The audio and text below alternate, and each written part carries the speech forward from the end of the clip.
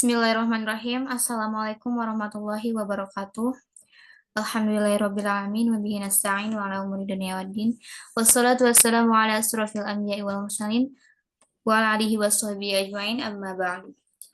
Yang terhormat kepada Bapak Saifuddin Rahmatullah MSI selaku dosen pengampu mata kuliah Kimia Dasar kelas 7A. Perkenalkan kami dari kelompok 9 yang beranggotakan Anggun Awaliyatus Saadah, Anis Nur Rasyidah, dan saya sendiri Ayu Tazkiyatun Nufus.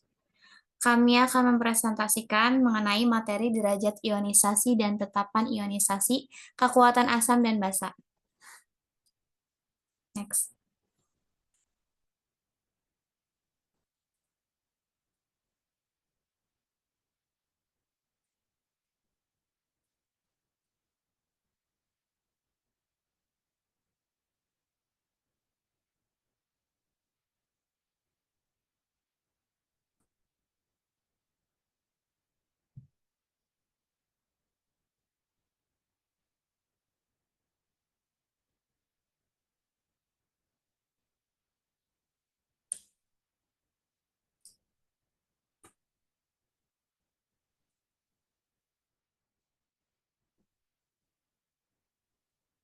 Next.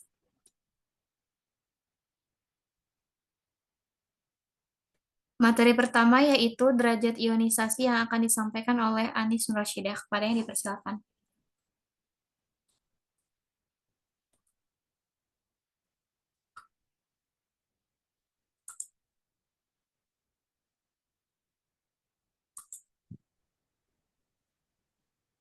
Baik, terima kasih kepada moderator.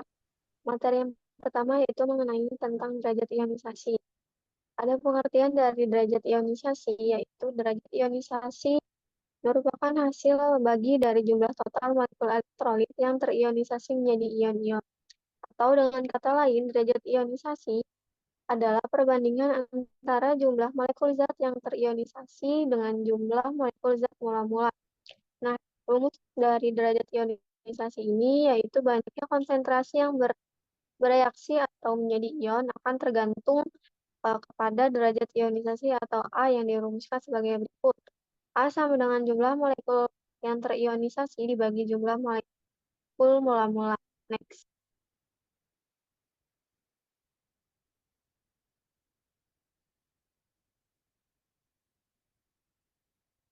Nah, dari rumus tersebut itu bisa dipaparkan kembali, yaitu jumlah molekul terionisasi sama dengan A dikali jumlah molekul mula-mula. Jumlah molekul mula-mula sama dengan jumlah molekul terionisasi dibagi A. Jumlah molekul zat sama dengan massa zat dibagi MR atau AR zat. Atau jumlah molekul zat sama dengan M dikali V. Massa zat sama dengan jumlah molekul dikali MR atau AR. Di mana A sama dengan derajat ionisasi, MR yaitu massa molekul relatif, AR massa unsur relatif, M sama dengan moralitas zat, V sama dengan volume zat. Next.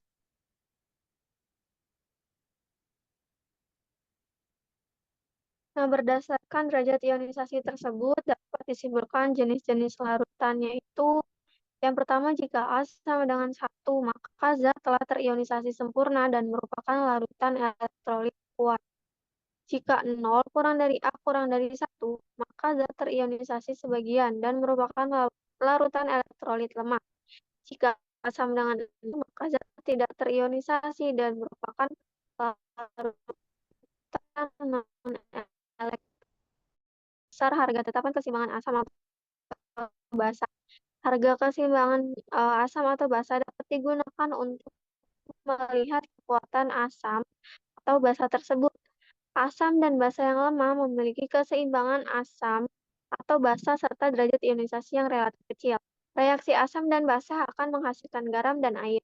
Pada reaksi asam dan basa ini terjadi netralisasi dari sifat asam dan basa. Derajat kesamaan atau pH dapat digunakan sebagai indikator pencemaran air bersih. Mungkin cukup sekian pemaparan dari saya. Untuk materi selanjutnya saya kembalikan lagi kepada moderator. Baik, terima kasih kepada Anis yang telah mempresentasikan mengenai derajat ionisasi. Materi selanjutnya yaitu tetapan ionisasi yang akan dipresentasikan oleh saya sendiri. Next.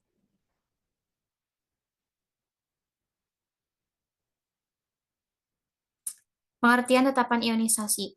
Tetapan ionisasi atau konstanta ionisasi adalah ukuran kemampuan suatu senyawa, terutama asam atau basa, untuk terionisasi dalam larutan air. Nah, tetapan ini menggambarkan kekuatan asam atau basa dalam melepaskan ion-ionnya. Semakin besar tetapan ionisasi, maka semakin kuat asam atau basa tersebut dalam melepaskan ion hidrogen atau H+, atau ion hidroksida atau OH-. Nah, jenis tetapan ionisasi ini ada dua. Yang pertama yaitu tetapan ionisasi asam atau Ka, yang kedua yaitu tetapan ionisasi basa atau Kb. Next.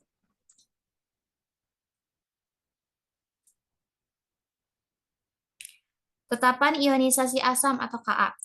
Nah, tetapan ionisasi asam ini menunjukkan kecenderungan suatu asam untuk melepaskan ion hidrogen atau H+. Rumusnya yaitu Ka sama dengan M dikali alfa kuadrat atau alfa sama dengan akar dari Ka per M, di mana M di sini adalah konsentrasi asam lemah. Next.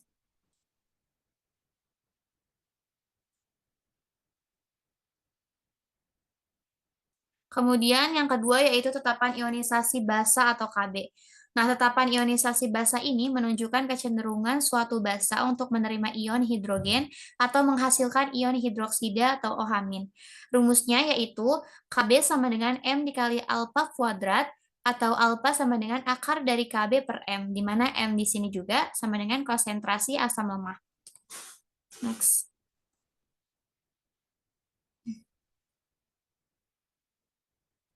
Contoh soal untuk tetapan ionisasi asam. Tetapan ionisasi asam lemah H2SO3 adalah 1 dikali 10 pangkat min 5. Berapa persenkah asam itu terionisasi dalam larutan dengan konsentrasi 0,1 M dan 0,001 M? Pembahasannya di sini, dalam larutan asam dengan konsentrasi 0,1 M, reaksinya yaitu H2SO3 adalah hasil dari 2H plus SO32-. Jadi di sini kita masukin dulu rumusnya, alfa sama dengan akar dari Ka per M, alfa sama dengan akar dari 1 kali 10 pangkat min 5 per 1 kali 10 pangkat min 1. Alfa sama dengan akar dari 1 kali 10 pangkat min 4. Alfa sama dengan 10 pangkat min 2. Jadi di sini 10 pangkat min 2 itu sama dengan 0,01. Jadi alfa sama dengan 0,01 dikali dengan 100%. Maka sama dengan 1%. Jadi H2SO3 0,1 M terurai atau terionisasi sebanyak 1%. Next. Kemudian contoh soal untuk tetapan ionisasi basa. Larutan basa LOH 0,1 M mengion sebanyak 2%. Berapa nilai tetapan kesetimbangan Kb basa tersebut? Pembahasannya, reaksi LOH hasil dari L plus OH-, maka kita masukkan dulu rumusnya, Kb sama dengan M dikali alfa kuadrat, Kb sama dengan 0,1 dikali 0,02 kuadrat, Kb sama dengan 10 pangkat min 1 dikali 2 kali 10 pangkat min 2 kuadrat, Kb sama dengan 10 pangkat min 1 kali 4 dikali 10 pangkat min 4. Maka Kb sama dengan 4 dikali 10 pangkat min 5. Nah, jadi tetapan kesetimbangan atau Kb basa tersebut adalah 4 dikali 10 pangkat min 5 atau 0,00004. Next. Selanjutnya, mengenai materi kekuatan asam basa akan dipresentasikan oleh Anggun. Kepadanya dipersilakan.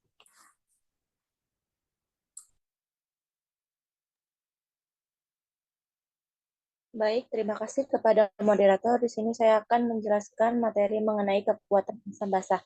Yang pertama itu ada kekuatan asam. Kekuatan asam dipengaruhi oleh banyaknya ion H+ yang dihasilkan oleh senyawa asam dalam larutannya, yaitu ada asam kuat dan asam lemah. Yang pertama itu ada asam lemah. Asam lemah yaitu senyawa asam yang dalam pelarut atau biasanya air tidak seluruhnya terurai menjadi ion-ion atau terionisasi sebagian. Contohnya itu ada CH3COH, C6H5COH, H2SO3, dan air jeruk manis. Reaksi ionisasi asam lemah merupakan reaksi berkesetimbangan yang dirumuskan sebagai berikut. Ha, hasil reaksinya H+ plus H-. Jadi Ka-nya itu H+ dikali Amin per AH. Jadi makin kuat asam reaksi kesetimbangan condong ke arah ke hasil reaksi. Akibatnya Ka bertambah besar. Oleh karena itu harga Ka merupakan ukuran kekuatan asam. Makin besar Ka maka makin kuat asam. Berdasarkan persamaan di samping, karena pada asam lemah H+ sama dengan amin, maka persamaan di samping dapat diubah menjadi H+ sama dengan akar dari Ka dikali AH. Dengan Ka adalah tetapan ionisasi asam, konsentrasi ion H+ asam lemah juga dapat dihitung jika derajat ionisasinya itu H+ sama dengan Ha dikali alfa. Yang selanjutnya itu menghitung pH asam lemah. Bagi asam lemah, karena harga derajat ionisasinya alfa tidak sama dengan 1, yaitu A lebih besar dari 0 tetapi lebih kecil dari 1, maka besarnya konsentrasi ion H+ tidak dapat dinyatakan secara langsung dari konsentrasi asamnya. Langkah awal harus ditempuh adalah menghitung besarnya H+ dengan rumus H+ sama dengan akar dari Ka dikali M. Dengan asam lemah itu menentukan pH asam polipalen, di mana asam polipalen ini adalah asam yang mengion secara bertahap. Untuk asam polipalen lemah menggunakan rumus pH sama dengan min log akar dari M dikali Ka1. Yang selanjutnya itu ada asam kuat. Asam kuat yaitu senyawa asam yang dalam pelarut biasanya air terurai seluruhnya menjadi ion-ion atau terionisasi sempurna. Contohnya HCl, H2SO4, dan NHO3. Reaksi ion asam kuat merupakan reaksi berkesudahan yang dirumuskan sebagai H+ dengan hasil reaksi H+ plus H-. H+-nya itu sama dengan X dikali Ha. Atau H+ sama dengan valensi asam dikali M. Untuk menentukan pH asam kuat, nilai pH A sama dengan 1, maka menyatakan nilai pH larutannya dapat dihitung langsung dari konsentrasi asamnya dengan melihat valensinya dengan rumus H+ sama dengan M dikali valensi. Sedangkan untuk mencari pH asam kuat digunakan rumus pH sama dengan min log H+. Selanjutnya itu ada kekuatan basa. Kekuatan basa dipengaruhi oleh banyaknya ion-ion OH- yang dihasilkan oleh senyawa basa dalam larutannya. Berdasarkan banyak sedikitnya ion OH- yang dihasilkan, larutan biasa juga dibedakan dua, yaitu ada basa lemah dan basa kuat. Yang pertama itu ada basa lemah. Basa lemah yaitu senyawa basa yang dalam pelarut biasanya air tidak seluruhnya terurai menjadi ion-ion atau terionisasi sebagian. Contohnya itu ada KOH dan AlOH3. Reaksi ionisasi basa lemah juga merupakan reaksi berkesetimbangan secara umum. Ionisasi basa lemah valensi 1 dapat dirumuskan sebagai berikut. BOH menghasilkan reaksi B+ ditambah OH- dengan KB B+ dikali OH- per BOH. Jadi makin kuat basah, maka reaksi kesetimbangan basa makin condong ke kanan. Akibatnya KB bertambah besar, oleh karena itu harga KB merupakan ukuran kekuatan basa. Makin besar KB, maka makin kuat basahnya. Berdasarkan persamaan di samping, karena pada basa lemah B+ OH-, maka persamaan di atas menjadi OH- dikali akar sama dengan akar dari KB dikali MOH. Dengan KB itu sama dengan tetapan ionisasi basa. Konsentrasi ion OH- basa lemah juga dapat dihitung jika derajat ionisasinya yaitu OH- dikali M dikali OH, MOH dikali alfa. Yang pertama itu ada, yang selanjutnya itu ada basa kuat. Basa kuat itu adalah senyawa basa yang dalam pelarut biasanya air tidak seluruhnya terurai menjadi ion-ion atau terionisasi sempurna. Contohnya KOA dan NaOH. Reaksi ionisasi basa kuat merupakan reaksi berkesudahan. Secara umum, ionisasi basa kuat dirumuskan sebagai berikut. MOH dikali OH menghasilkan reaksi M plus OH min, di mana OH min dikali X dikali MOH, atau OH min sama dengan valensi basa dikali M, di mana X itu valensi basa dan M konsentrasi basa. Untuk menentukan basa lemah itu bagi basa-basa lemah karena harga derajat ionisasinya 1, maka untuk menyatakan konsentrasi ion OH- digunakan rumus OH- sama dengan akar dari M dikali Kb.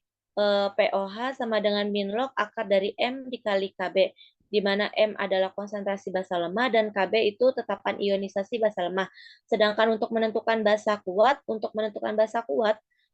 A sama dengan 1, maka terlebih dahulu dihitung nilai POH hasil larutan dari konsentrasi basanya, yaitu POH sama dengan min log OH min, di mana PKW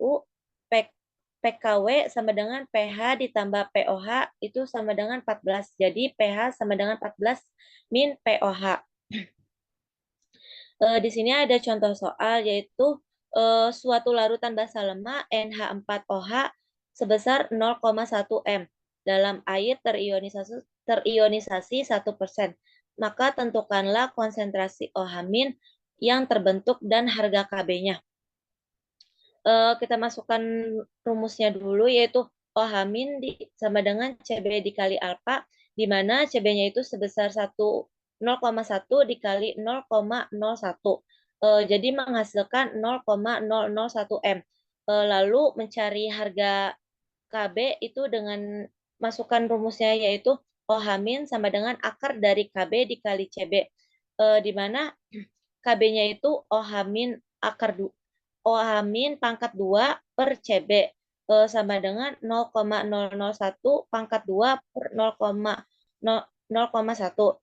Jadi harga Kb-nya itu sebesar 1 dikali 10 pangkat min 5.